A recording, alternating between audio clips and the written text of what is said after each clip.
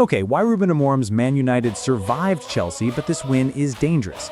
2 red cards, Bruno's 100th Manchester United goal, a chaotic 2-1 win over Chelsea at Old Trafford. But beneath the drama, one question remains. Did Manchester United fix anything or just survive another week under Ruben Amorim?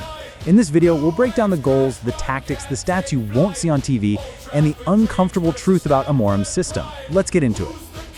This wasn't just a match, it was a test of whether Manchester United can actually turn their season around. Yes, they beat Chelsea, but the numbers, the tactical choices, and the late collapse tell a very different story. Here's the truth, United didn't control this game, they just capitalized on chaos. And if Ruben Amorim keeps refusing to adapt, this win might actually be dangerous because it hides the real problems. Let's recap quickly. Minute 5, Chelsea goalkeeper Robert Sanchez is sent off for a reckless challenge outside the box. Down to 10 men, Chelsea's entire game plan collapsed. Minute 14, Bruno Fernandes scores a towering header, not just any goal, this was his 100th in a Manchester United shirt, a huge milestone. Minute 37, Casemiro doubles the lead with another header, United 2, Chelsea 0. But just when things looked comfortable, chaos returned.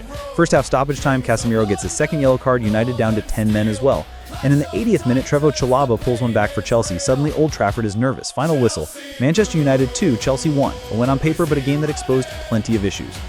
Now let's talk tactics. Ruben Amorim stuck with his 3-4-2-1 system, the same shape he used successfully at Sporting Lisbon, and now insists on at Manchester United. 3 at the back, wing-backs pushed high, 2 advanced midfielders behind the striker. Here's the issue in Portugal, this system worked because Sporting dominated possession.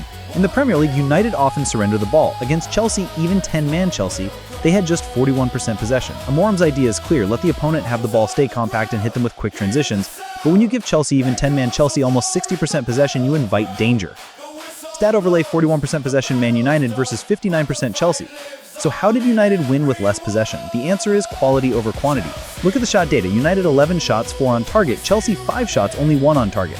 The expected goals or XG tell the full story. United created about 1.8 XG, Chelsea just 0.4. In other words, Chelsea had the ball, but United created the chances. The goals were classic examples. Bruno's header, perfect timing, high-quality chance inside the box. Casemiro's header, again from close range, low XG shot difficulty.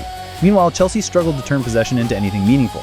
Of course, the red cards define this match. Robert Sanchez's dismissal in the 5th minute forced Chelsea into survival mode. They sat deeper, they slowed the game, and they tried to just hold on. But Casemiro's red in first half stoppage time balanced things out. United had been cruising at 2-0. Suddenly, they had to manage the second half with 10 men. And this is where Amorim's philosophy comes into question.